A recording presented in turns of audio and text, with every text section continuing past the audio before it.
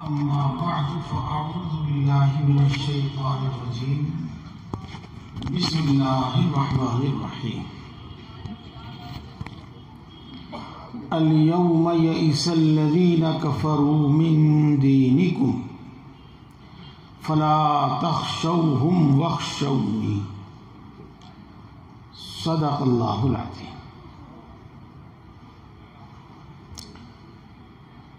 محترم بزرگوں اور دوستوں، بالکل آخر ہے جلسے کا، کوئی بات شروع بھی نہیں کی جا سکتی، اس کو تفصیل سے تو کیا بیان کیا جائے۔ اور ان جلسوں میں جلسوں کی منفعت اور ان کے مقاصد کے تحت پروگرام چلتا ہے، اس میں زیادہ بات کی بھی نہیں جا سکتی، اس لیے میں آپ حضرات سے چند ہی باتیں کرنا چاہتا ہوں، کچھ ہی دیر، اور تمام حضرات سے گزارش کرتا ہوں کہ اپنی اپنی جگہوں پر سکون سے بیٹھ جائیں، تسلی سے بیٹھ جائیں، اور میری ان باتوں کو، میری نہیں، اللہ کے کلام قرآن پاک کی ان باتوں کو توجہ سے سنیں، دھیان سے سنیں۔ اور جیسا کہ ہمارے یہاں محاورہ ہے، کہہ دیا کرتے ہیں کہ ان باتوں کو پلے باندھ لیں اور تنہائیوں میں ان باتوں پر غور کریں۔ جی، آج کے ماحول میں، چاہے وہ ہمارے ہندوستان کا ماحول ہو، ہندوستان کا نہیں، ہندوستان کا، چاہے وہ ہمارے ہندوستان کا ماحول ہو اور چاہے وہ پوری دنیا کا ماحول ہو، اس پس منظر میں، ان حالات میں آپ ان باتوں پر ضرور غور کریں۔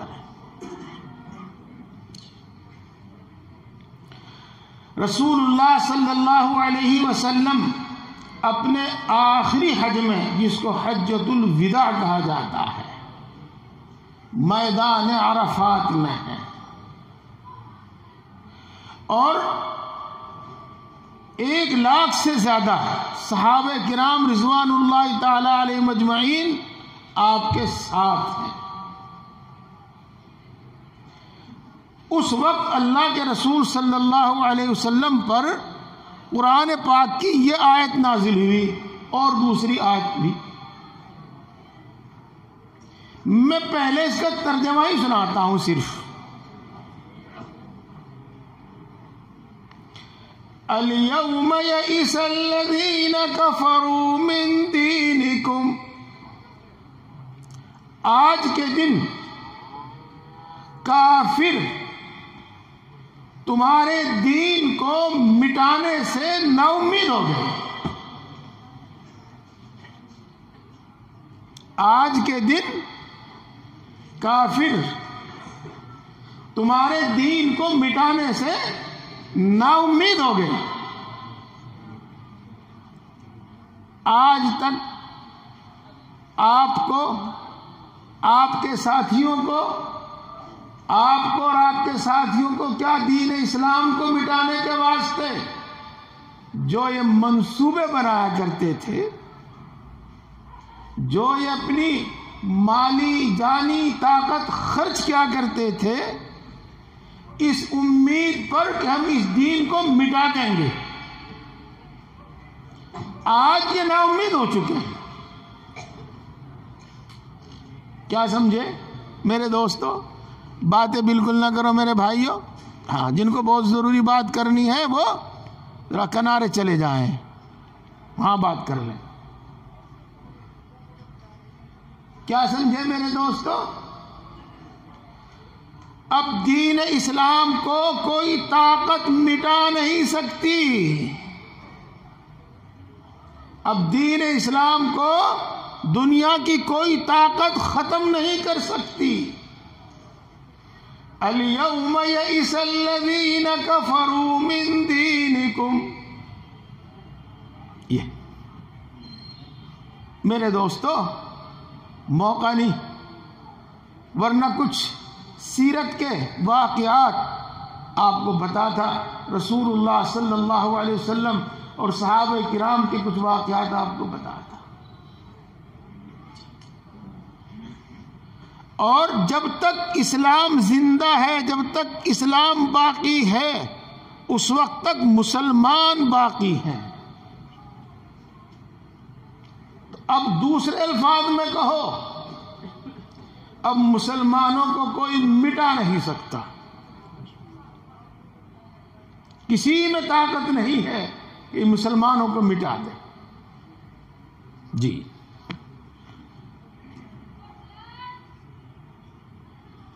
مسلمان دنیا میں سورج کی طرح جیتے ہیں. ہاں، اگر کہیں ڈوبتے بھی ہیں تو کہیں ابھرتے ہیں. یہ ہے دوستو میرے دوست، اگر کوئی زخم لگتا ہے بڑی جلدی بھر جاتا ہے.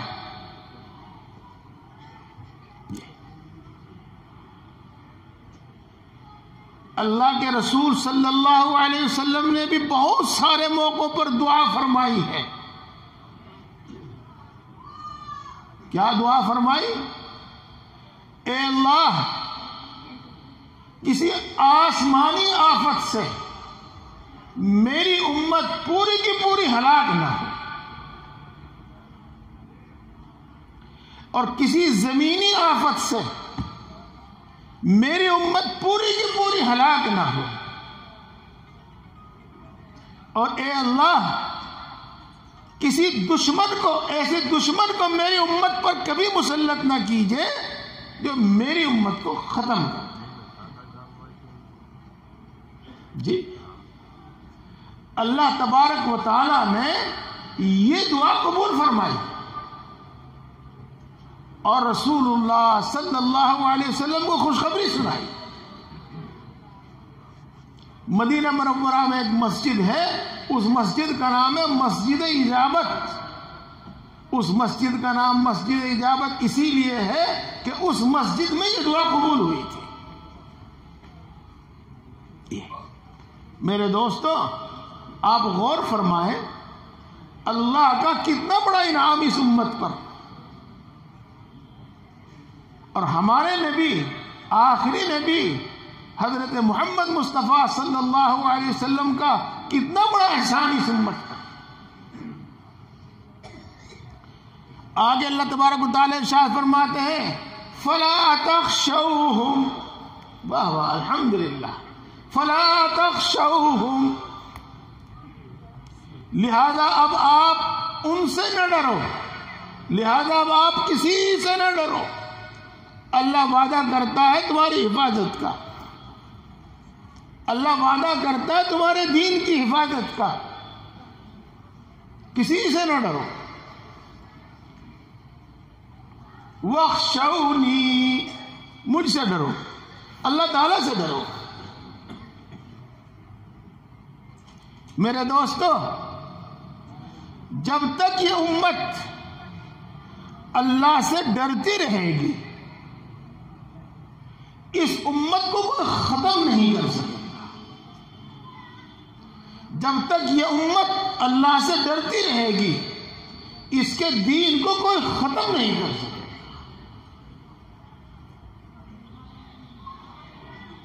جیسا کہ آپ نے سنا ہے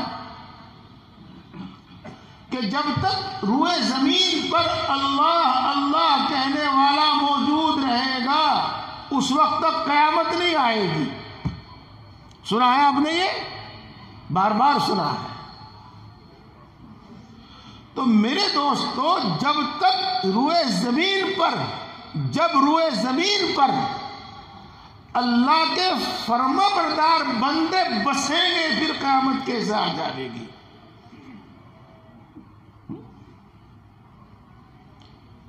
اللہ پر ایمان رکھنے والے، اللہ کی نافرمانیوں سے بچنے والے نماز پڑھنے والے، قرآن پڑھنے والے، حج کرنے والے، زکوٰۃ ادا کرنے والے، حلال کو حلال سمجھ کر اختیار کرنے والے، حرام کو حرام جان کر اس سے بچنے والے جب تک اس روئے زمین پر باقی رہیں گے تو قیامت کیسے آئے گی؟ نہیں آئے گی دوستو، نہیں آئے گی۔ دیکھو، سوچو، کیا میں نے صحیح کہا تھا کہ اس بات کو پلے باندھ لو؟ اب ایک دوسری بات بھی سن لو، قیامت کیسے آئے گی؟ قیامت سے پہلے قرآن پاک اٹھا لیا جائے گا، سینوں میں سے نکل جائے گا، عمل میں سے نکل جائے گا، قرآن کے صفحات، قرآن کے اوراق میں سے نکل جائے گا جب آئے گی قیامت۔ جب تک ہم قرآن پاک پڑھتے پڑھاتے رہیں، جب تک ہم قرآن پاک پر عمل کرتے رہیں، جب تک ہم قرآن پاک اپنے بچوں کو سکھاتے رہیں، جب تک قرآن پاک کے احکام ہم امت تک پہنچاتے رہیں، جب تک قرآن پاک کے احکامات پر امت عمل کرتی رہے، نہ قیامت آئے گی، نہ دین ختم ہو سکے گا، نہ مسلمان ختم ہو سکے گا۔ دیکھو کمی کہاں ہے، دیکھو کوتاہی کہاں ہے۔ کمی کوتاہی جو ہے میرے دوستو وہ ہمارے اپنے اندر ہے۔ اب دوسری بات سنو میرے دوستو، وہ لوگ جو اپنی دولت میں مست ہو کر شراب پینے کو کمال سمجھیں، نشے کے عادی ہو جائیں، خود بھی پینے دوسروں کو بھی پلاویں، خود بھی بگڑے دوسروں کو بھی بگاڑے، اور وہ لوگ جو اپنی شادی بیاہ میں خود بھی ناچے دوسروں کو بھی نچاویں، ڈی جے بجاویں، تو وہ اس دنیا کی تباہی کا سامان کر رہے ہیں۔ کیا کر رہے ہیں؟ وہ اس امت کی تباہی کا سامان کر رہے ہیں۔ کیا کر رہے ہیں؟ وہ اپنی تباہی کا سامان کر رہے ہیں، نہیں کر رہے ہیں۔ جی ہاں، دیکھو دوستو، قرآن پاک میں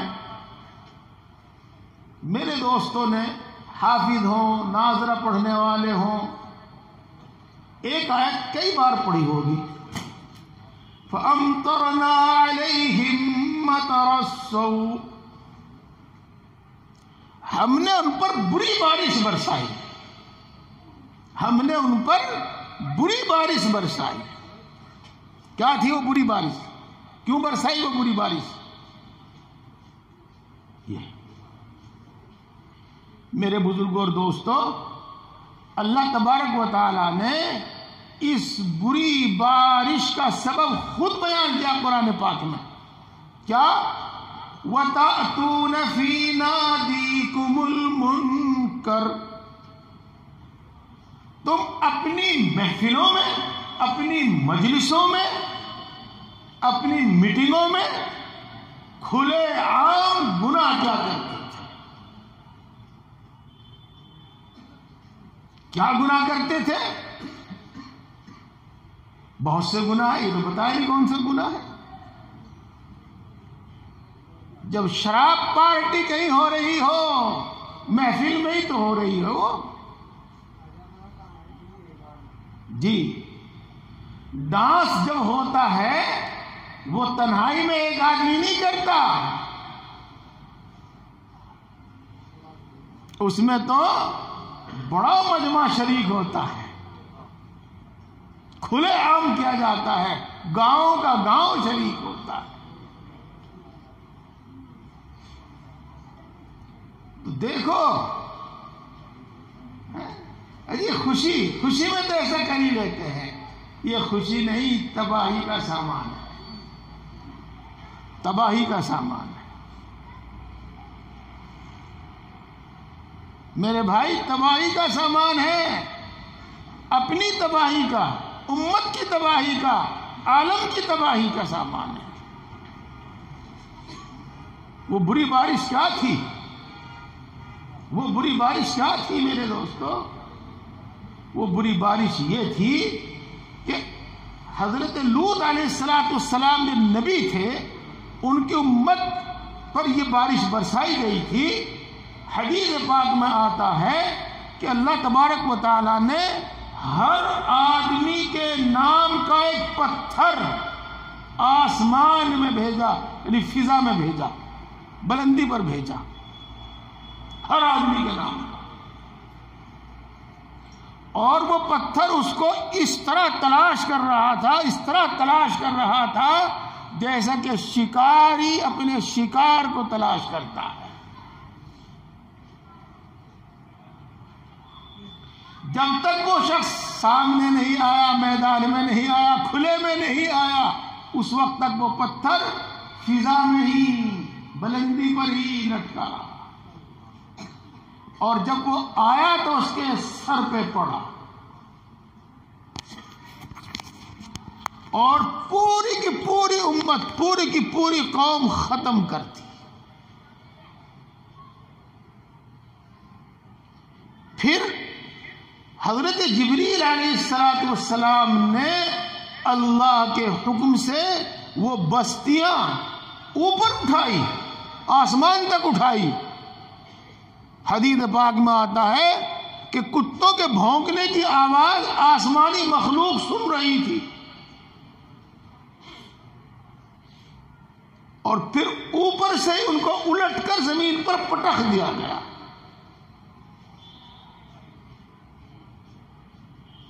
جن کو ترقی کی علامت سمجھا جا رہا ہے، خوشحالی کی علامت سمجھا جا رہا ہے، جس پر فخر کیا جا رہا ہے، وہ تو اس دنیا کی تباہی کا سامان ہے، اس امت کی تباہی کا سامان ہے۔ میرے دوستو، میں اپنی بات ختم کروں اور اپنی بات کا حاصل اور خلاصہ آپ کو بتاؤں۔ جب تک یہ انسان اللہ کے بھیجے ہوئے دین یعنی قرآن پاک پر ثابت قدم رہیں گے، ان پر نہ انشاءاللہ العزیز کوئی قدرتی عذاب آئے گا، نہ کوئی دشمن مسلط ہوگا۔ اور جب یہ اللہ کے حکموں کی خلاف ورزی کرنے لگیں گے تو اللہ تبارک و تعالیٰ نے قرآن پاک میں ایک امت کا نہیں، دو امتوں کا نہیں، تین کا نہیں، بہت ساری امتوں کا حال بیان کیا ہے کہ ہم نے ان کو کس طریقے سے ملیا میٹ کر دیا، کس طریقے سے ان کا نام و نشان مٹا دیا۔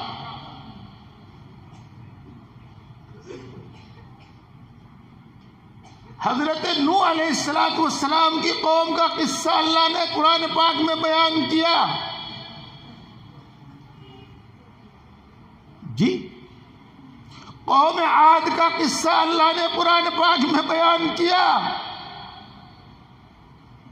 قوم سمود کا قصہ اللہ نے قرآن پاک میں بیان کیا۔ قوم شعیب علیہ السلام کا قصہ اللہ نے قرآن پاک میں بیان کیا۔ قوم لوط کا قصہ اللہ نے قرآن پاک میں بیان کیا۔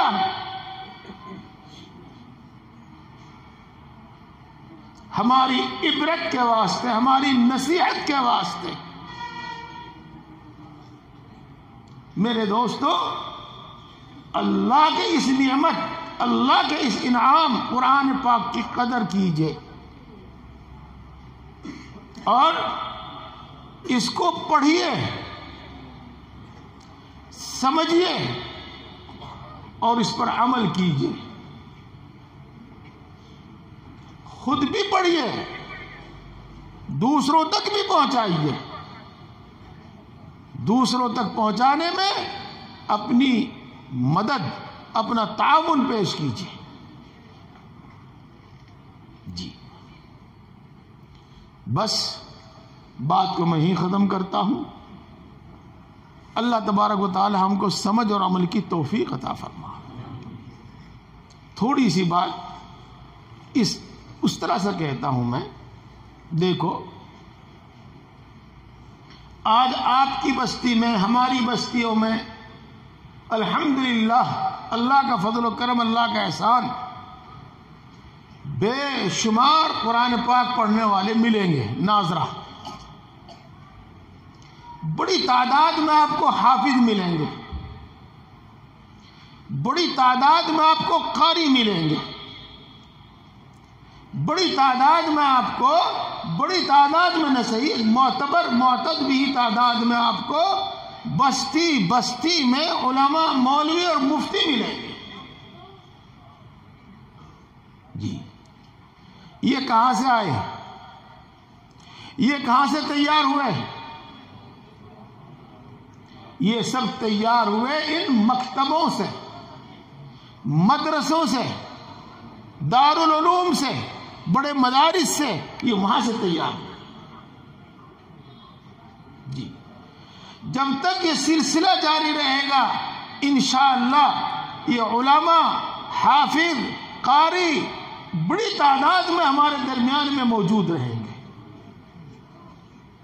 دین کو سمجھنے والے، سمجھانے والے موجود رہیں گے. عمل کرنے والے، عمل کی دعوت دینے والے موجود رہیں گے. اللہ تعالی ہمیشہ اس سلسلے کو برقرار رکھے.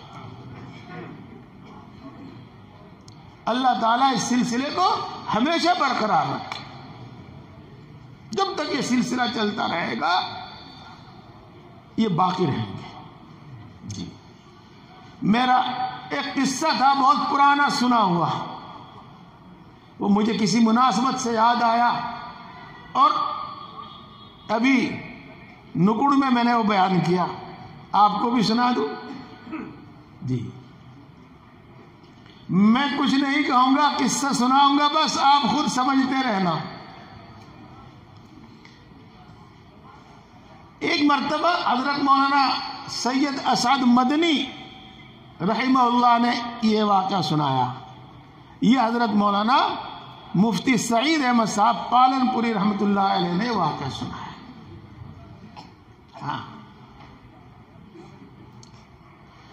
دارالعلوم دیوبند میں اور بڑے مدارس میں سبھی میں کچھ بچوں کا امدادی داخلہ ہوتا ہے. ان کو کھانا بھی ملتا ہے، کمرہ بھی ملتا ہے، کتابیں بھی ملتی ہے وغیرہ وغیرہ. اور جتنوں کی وسعت اور گنجائش ہوتی ہے مدرسے والے داخلہ کر لیتے ہیں. اس کے بعد بھی اگر داخل ہونے والے آتے رہتے ہیں تو کسی کو یہ کہا جاتا ہے کہ بھائی کھانا نہیں ملے گا، کسی کو کہا جاتا ہے کمرہ بھی نہیں ملے گا. اور سچی طلب والے سب آمادہ تیار ہو جاتے ہیں. تو جب سے دارالعلوم بنا اسی وقت سے بڑی تعداد ایسے طلباء کی بھی رہتی ہے جن کو مدرسے سے کھانا دیا جاتا ہے، اور ایسی تعداد بھی رہتی ہے جن کو مدرسے سے کھانا نہیں دیا جاتا.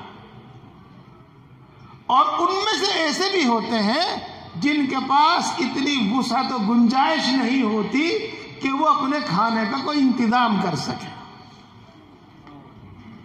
تو مدرسے کے ایک ملازم تھے، کلرک تھے، محرر تھے یا چپراسی تھے، مدرسے کے ایک ملازم تھے. چھٹی کے بعد جب طلباء اپنا کھانا لے کر کمرے میں چلے جاتے تو گھنٹے ڈیڑھ گھنٹے کے بعد سب کمروں میں جاتے ہیں، وہ ملازم صاحب، وہ بزرگ صاحب، جی کمروں میں جاتے ہیں، اور ہر کمرے پہ جا کے دروازے پہ جا کے آواز دیتے، مولانا صاحب کچھ روٹی بچی ہوئی ہے، 2 نان تو ملتے ہیں، کوئی دونوں کھا لیتا ہے، کوئی 1 کوئی 1.5 کوئی جس کے کچھ نہ کچھ تو بچ ہی جاتا ہے۔ ہاں تو جس کے پاس آدھی روٹی بچی ہوئی تھی وہ آدھی ان کو دے دیتا، جس کے پاس پاؤ بچی ہوتی وہ پاؤ روٹی ان کو دے دیتا، غرض جس کے پاس جو ٹکڑا بچا ہوا ہوتا وہ ان کو دے دیتا، اور وہ ان سب کو اکٹھا کر کے اپنے کمرے میں لے جاتے ہیں۔ سالن کا بھی کچھ انتظام کرتے، پھر ان طلبا کو بلاتے جن کے کھانے کا نہ مدرسے کی طرف سے کوئی انتظام تھا اور نہ ہی خود ان کے پاس کوئی انتظام تھا، اور ان کو کھانا کھلاتے۔ میرے دوستو جی سمجھ لو، اللہ کے دین کی نصرت، اللہ کے مہمانوں کی مہمان نوازی، اللہ کے رسول صلی اللہ علیہ وسلم کے مہمانوں کی مہمان نوازی، دین کے حافظ، دین کے محافظوں کی مدد، جی کرنے والے اس طرح بھی کرتے ہیں، کرنے والے اس طرح بھی کرتے ہیں، جی ہاں۔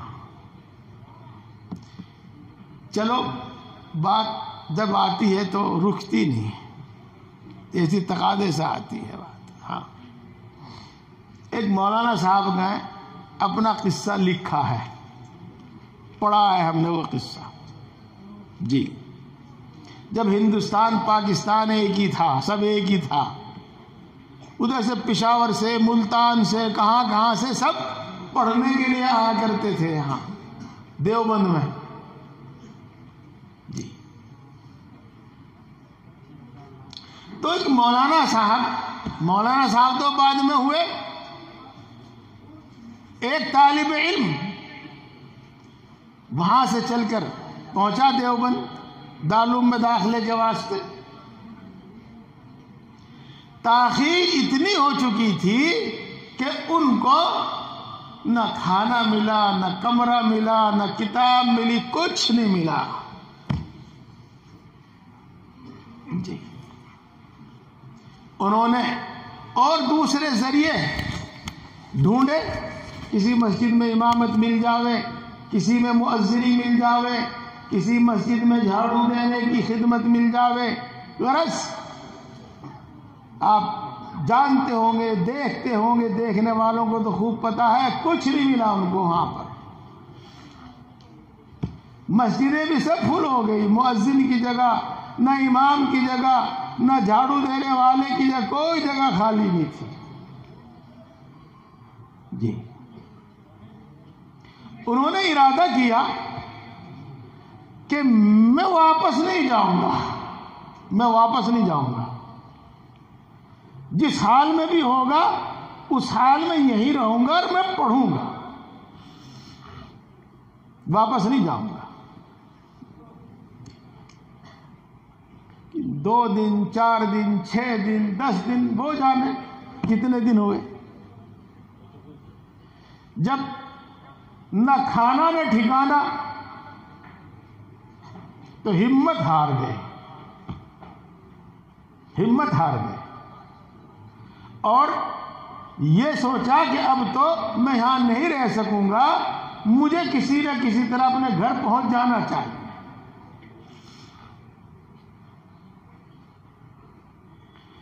وہ اپنا سامان جو بھی کچھ تھا ساتھ لے کر چلے،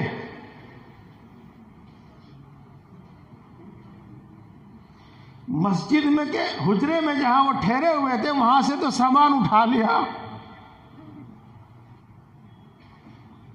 لیکن مسجد کی پیڑھی پر آ کے پھر بیٹھ گئے. جی نہیں چاہتا تھا جانے کو. ایسی حالت میں آپ سمجھ ہی سکتے ہیں کہ آدمی کے چہرے کا کیا حال ہوگا، اس کے جسم کا کیا حال ہوگا. تو یوں کہہ لو گردن جھکائے ہوئے، منہ لٹکائے ہوئے بیٹھے تھے. علم کی طلب جانے نہیں دے رہی تھی.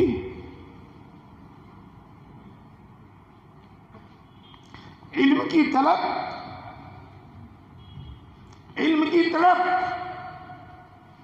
جانے نہیں دے رہی تھی،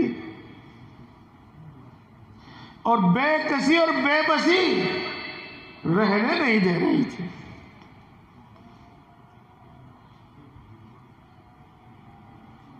گردن جھکائے منہ لٹکائے ہوئے بیٹھے تھے. وہاں سے باپردہ خاتون کا گزر ہوا. راستے میں گلیوں میں تو جاتے ہی ہیں مسجد کے سامنے. اس نے اس طالب علم کو دیکھا اور اس کی یہ حالت دیکھی.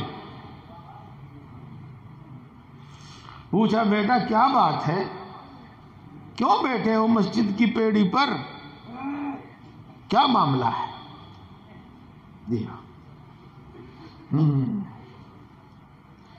کبھی کبھی غم گلے میں آ کر اس طرح اٹک جاتا ہے کہ بولا بھی نہیں جاتا. بس یہی حالت تھی. اشارے سے کہا جاؤ آپ، جاؤ آپ.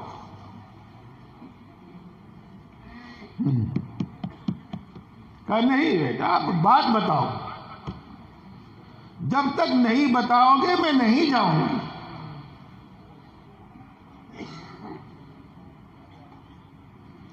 اس نے آخر بتا دیا اپنا قصہ، اپنا ماجرا. اس نیک بخت خاتون نے کہا کہ جب تک آپ دارالعلوم میں پڑھیں گے اس وقت تک میرے گھر کھانا کھائیں گے. جب تک آپ یہاں پڑھیں گے، سال 2 سال 4 سال 6 سال آپ میرے یہاں کھانا کھائیں گے.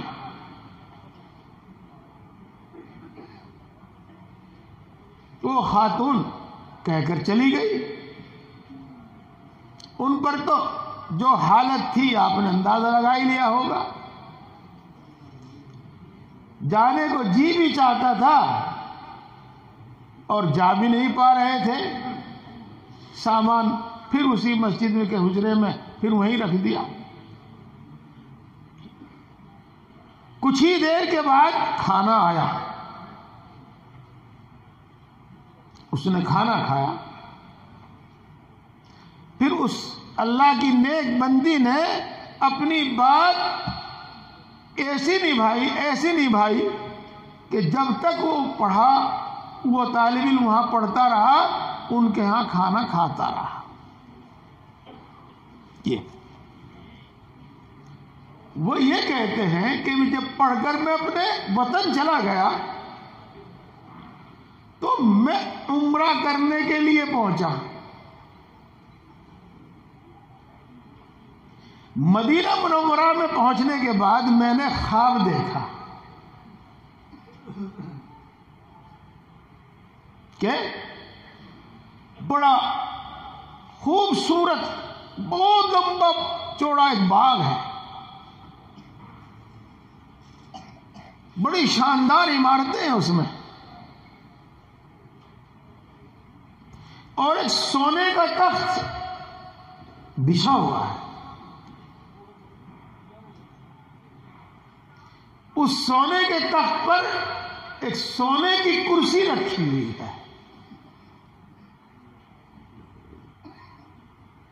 اور اس کرسی پر وہ خاتون بیٹھی ہوئی ہے.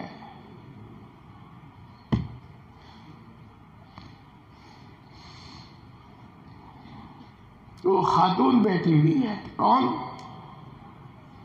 جس نے اس کو 5-7 سال کھانا کھلایا تھا. یہ قریب گئے, سلام کیا. اس خاتون نے جواب دیا اور کہا, بیٹا یہ جو کچھ تم دیکھ رہے ہو یہ سب تمہاری برکت سے مجھے ملا ہے, تمہارے طفیل مجھے ملا ہے. میرے دوستو, یہ واقعہ ہے, لیکن آیت حدیثیں بتاتی ہیں کہ ہاں ایسا ہی انعام ہے, دین کی نصرت کرنے والوں کا انعام ایسا ہی انعام ہے.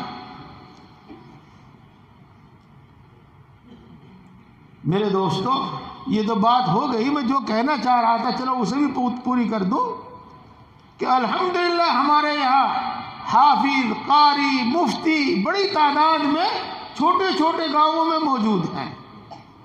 خدا نہ خواستہ کبھی ایسا نہ ہو, خدا نہ خواستہ اگر یہ مکاتب اور مدارس نہ رہیں تو 50 سال میں یہ نسل تو ختم ہو جائے گی, 60 سال میں, 70 سال میں. اس کے بعد پھر ہماری نماز جنازہ پڑھانے والا کون ہوگا؟ ہمیں کلمہ سکھانے والا کون ہوگا؟ ہمارے بچوں کو کلمہ توحید یاد کرانے والا کہاں سے آئے گا؟ ہاں, اس پر نظر نہ کرو کہ قاری صاحب کار میں بیٹھے گھومتے ہیں. اس پر نظر نہ کرو کہ قاری صاحب نے عالی شان مکان بنا لیا ہے. اس پر نظر نہ کرو کہ قاری صاحب کا بڑا کاروبار چل رہا ہے. میرے دوستو, اس پر نظر کرو کہ کہاں سے مانگ کر لا رہے ہیں اور ہمارے بچوں کو پڑھا رہے ہیں. اگر کسی مدرسے کو حکومت کی طرف سے, کسی نواب یا رئیس کی طرف سے بڑی گرانٹ ملتی ہو جی, اور پھر وہ شخص مدرسہ چلا رہا ہو, تو احسان تو امت پر اب بھی ہے اس کا کہ یہ فرض کفایہ ادا کر رہا ہے امت کی طرف سے. لیکن میرے دوستو, اس کا کتنا احسان ہوگا جو 10-10 روپے مانگ کر, 20-20 روپے مانگ کر عمارت بھی بنا رہا ہے, بچوں کو کھانا کپڑا بھی دے رہا ہے, استادوں کو تنخواہ بھی دے رہا ہے. بس میں نے جو کہنا تھا سبھی کچھ کہہ دیا. اللہ تبارک و تعالی ہم سب کو عمل کی توفیق عطا فرماوے. وآخر دعوانا الحمدللہ رب العالمین. آ جاؤ بچے, آ جاؤ.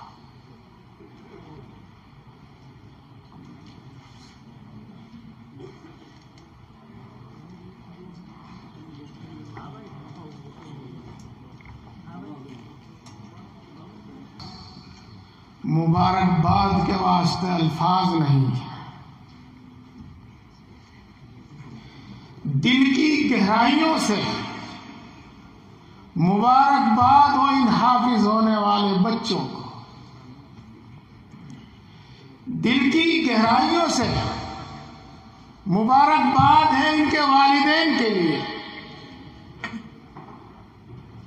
دل کی گہرائیوں سے مبارکباد ہے ان کے اساتذہ کے لیے، اور مبارکباد ہے قاری نسیم احمد صاحب کے لیے،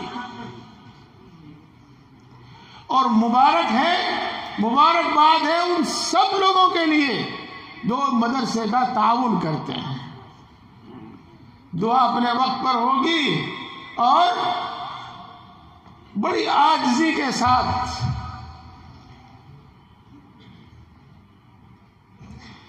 اللہ کے دربار میں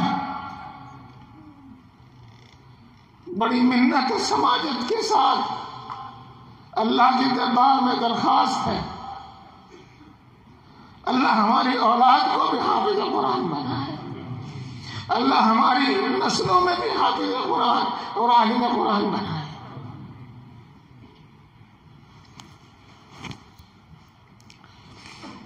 الحمدللہ رب العالمین الرحمن الرحیم مالک یوم الدین والصلاة والسلام على سید الانبیاء والمرسلین محمد وآلہ واصحابہ اجمعین لا الہ الا انت سبحانک انی کنت من الظالمین ربنا ظلمنا انفسنا وان لم تغفر لنا وترحمنا لنکونن من الخاسرین۔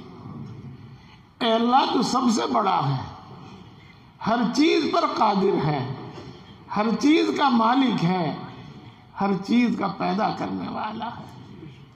اے اللہ تیرے خزانے لامحدود ہیں، کبھی کم یا ختم ہونے والے نہیں ہیں۔ اے اللہ تو بڑی طاقت والا ہے، تیری قدرت میں مٹی اور سونا پیدا کرنا برابر ہے، اور تیری قدرت میں کنکر پتھر اور ہیرا موتی پیدا کرنا برابر ہے۔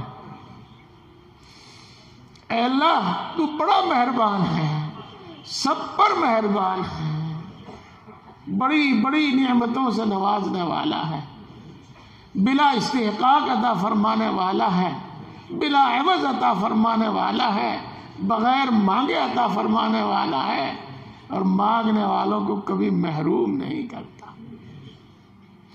اے اللہ تو بڑا مہربان ہے، سب پر مہربان ہے، بڑی بڑی غلطیوں کو معاف فرماتا ہے، بار بار معاف فرماتا ہے، اور معاف کرنے کو پسند کرتا ہے، معافی مانگنے والوں کو پسند کرتا ہے۔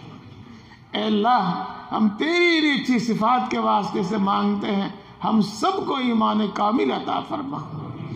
اے اللہ ایمانی صفات ہمارے اندر پیدا فرما، ایمانی تقاضوں پر عمل کرنے کی ہمیں توفیق نصیب فرما۔ اے اللہ اپنے وعدوں کا یقین ہمارے دلوں کے اندر پیدا فرما، اپنی صفات کی پہچان عطا فرما، اپنی صفات کا یقین عطا فرما، اپنی محبت و معرفت عطا فرما، اپنا خوف عطا فرما۔ اے اللہ اپنے نبی کی محبت عطا فرما، نیک لوگوں کی محبت عطا فرما۔ اے اللہ ہم سب کو اور کل عالم کے انسانوں کو ہدایت نصیب فرما، ہدایت نصیب فرما، ہم سب کو دین کی صحیح سمجھ عطا فرما، ذکر کرنے والی زبان عطا فرما، شکر کرنے والا دل عطا فرما، طاعت و عبادت میں مشقت برداشت کرنے والا جسم عطا فرما۔ اے اللہ ہم سب کو اپنا فرم بردار بندہ بنا۔ اے اللہ آج تک جتنے گناہ کیے ہیں تمام گناہوں کو معاف فرما، پکی سچی توبہ نصیب فرما، گناہوں سے نفرت پیدا فرما، گناہوں سے حفاظت فرما۔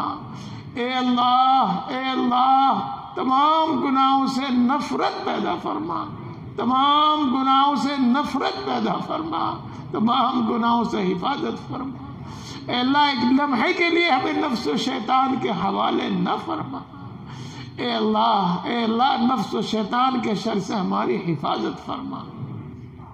اے اللہ اپنی طاعت و عبادت کو ہمارے لیے آسان فرما، اور جیسی بھی کرتے ہیں جتنی بھی کرتے ہیں اپنے فضل سے قبول فرما۔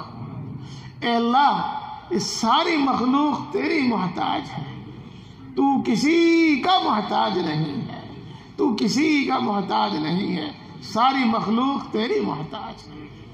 اے اللہ اے اللہ اپنے فضل و کرم سے، اپنے فضل و کرم سے ہم سب کی تمام ضرورتیں پوری فرما اور اپنے سوا کسی کا محتاج نہ بنا۔ اے اللہ اپنے فضل و کرم سے ہم سب کو، ہمارے گھر والوں کو، ہمارے بیوی بچوں کو، ہمارے ماں باپ کو، اے اللہ سب کو صحت و قوت عطا فرما، سب کو صحت و قوت عطا فرما، خصوصاً خطرناک قسم کی بیماریوں سے حفاظت فرما۔ اے اللہ خوشحالی عطا فرما، تنگ دستی سے حفاظت فرما، قرضوں سے سبکدوش فرما، قرضوں کی ادائیگی کی غیب سے صورتیں پیدا فرما۔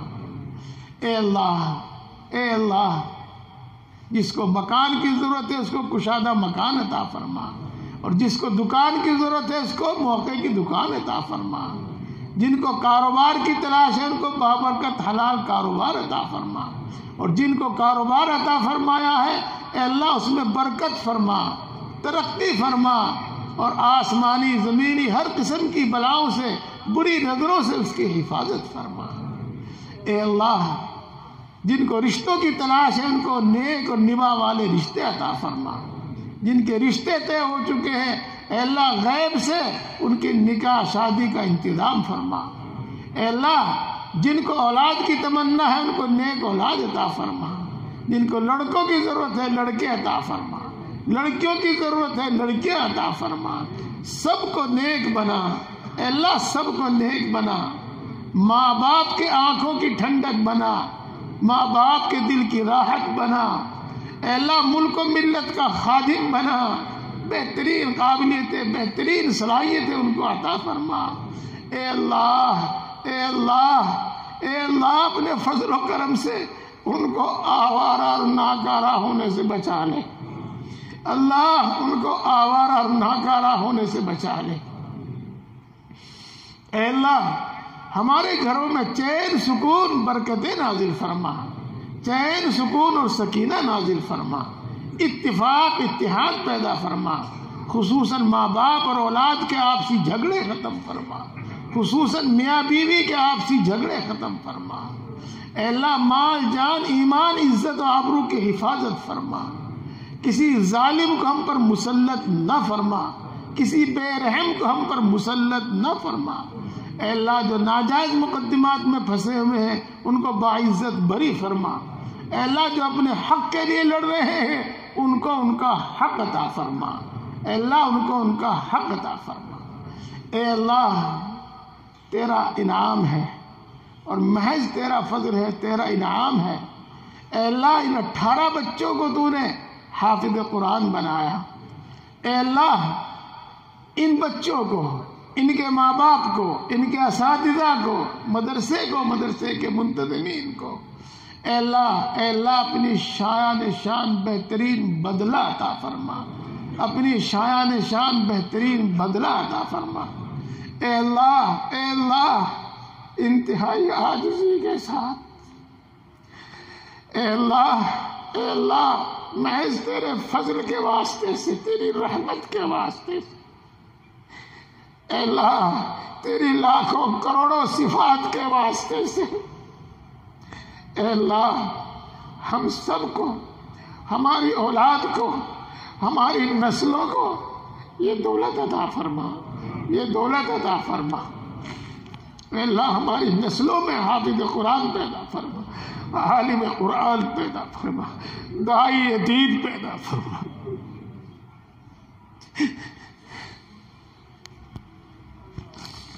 اے اللہ ہماری ناقدری کو سے درگزر فرما، ناقدری سے درگزر فرما، اور اپنی اس دولت سے ہمیں محروم نہ فرما، محروم نہ فرما۔ اے اللہ اس مدرسے کو دین دونی راہ چوگنی ترقی عطا فرما، اپنے فضل سے غیب سے اس کی تمام ضرورتیں پوری فرما۔ اے اللہ اس میں کام کرنے والوں کی تمام ضرورتیں پوری فرما، اے اللہ اس کا تعاون کرنے والوں کی تمام ضرورتیں پوری فرما، اپنی شان بہترین بدلہ ان کو عطا فرما، اپنی شان بہترین بدلہ عطا فرما۔ اے اللہ خصوصاً حاضرین مجلس اور ہم سب اور مدرسے کے معاونین، مدرسے کے تعاون کرنے والے، مدرسے کے اساتذہ، مدرسے کے منتظمین، اے اللہ ان سب کی جائز مرادیں پوری فرما، اے اللہ جائز مرادیں پوری فرما، اے اللہ تمام جائز مقاصد میں کامیابی عطا فرما، اے اللہ ہر مشکل کو آسان فرما، اے اللہ ہر مشکل کو آسان فرما، ہر پریشانی کو دور فرما، اے بگڑی کے بنانے والے ہر بگڑا ہوا کام بنا دے، اے بگڑی کے بنانے والے ہر بگڑا ہوا کام بنا دے، اے قادر مطلق ہر اٹکا ہوا کام بنا دے، اے قادر مطلق ہر اٹکا ہوا کام بنا دے، اے اللہ جو بھی کچھ ہوتا ہے تیرے فضل سے ہوتا ہے، جس کو بھی ملتا ہے تیری عنایت سے ملتا ہے، جس کو بھی ملتا ہے تیری عنایت سے ملتا ہے، جو بھی کامیاب ہوتا ہے تیری عنایت تیرے فضل سے کامیاب ہوتا ہے، اے اللہ ہم تیری رحمت کے امیدوار ہیں، اے اللہ تیرے فضل اور تیرے کرم کے امیدوار ہیں، اے اللہ ہم پر رحم فرما، احسان اور کرم فرما، اے اللہ مرتے دم تک دین حق پر ثابت قدم فرما، اور جب آخری وقت آوے تو ایمان پر خاتمہ فرما، اے اللہ جنت الفردوس میں جگہ عطا فرما، بغیر حساب کے جنت الفردوس عطا فرما، جہنم سے حفاظت فرما، اے اللہ پوری امت مسلمہ کی مغفرت فرما، اے اللہ ہماری موجودہ اور آنے والی نسلوں کو دین حق پر ثابت قدم فرما، خصوصاً ہماری نوجوان نسل پر اپنا فضل فرما، جن برائیوں کی طرف یہ بڑھے چلے جا رہے ہیں اللہ ان سے نفرت پیدا فرما، ان کے دلوں میں ان سے نفرت پیدا فرما، ایمانی غیرت، ایمانی حمیت ان کے اندر پیدا فرما، اسلام اور مسلمانوں کو عزت اور غلبہ نصیب فرما، اللہ مساجد کی، مدارس کی، مراکز کی حفاظت فرما، ان کی نصرت کرنے والوں کی نصرت فرما، ان کی نصرت کرنے والوں کی نصرت فرما، اے اللہ ہر وہ خیر تجھ سے مانگتے ہیں جو تیرے نبی نے مانگی ہم کو عطا فرما، ہر اس شر سے پناہ چاہتے ہیں جس سے تیرے نبی نے پناہ چاہی ہے، اے اللہ اس سے ہماری حفاظت فرما، جو مانگا ہے وہ بھی عطا فرما، اور جو مانگنے سے رہ گیا وہ بھی عطا فرما، اے اللہ ان تمام دعاؤں کو ہمارے حق میں بھی قبول فرما، جو دعا کے لیے کہتے ہیں ان کے حق میں بھی قبول فرما، اے اللہ اپنے فضل و کرم سے اور اپنے نبی پاک حضرت محمد مصطفیٰ صلی اللہ علیہ وسلم کے صدقے اور طفیل سے ہماری تمام دعاؤں کو قبول فرما، آمین آمین یا رب العالمین، ربنا تقبل منا انك انت السميع العليم وتب علينا انك انت التواب الرحيم، سبحان ربك رب العزة عما يصفون وسلام على المرسلين والحمد لله.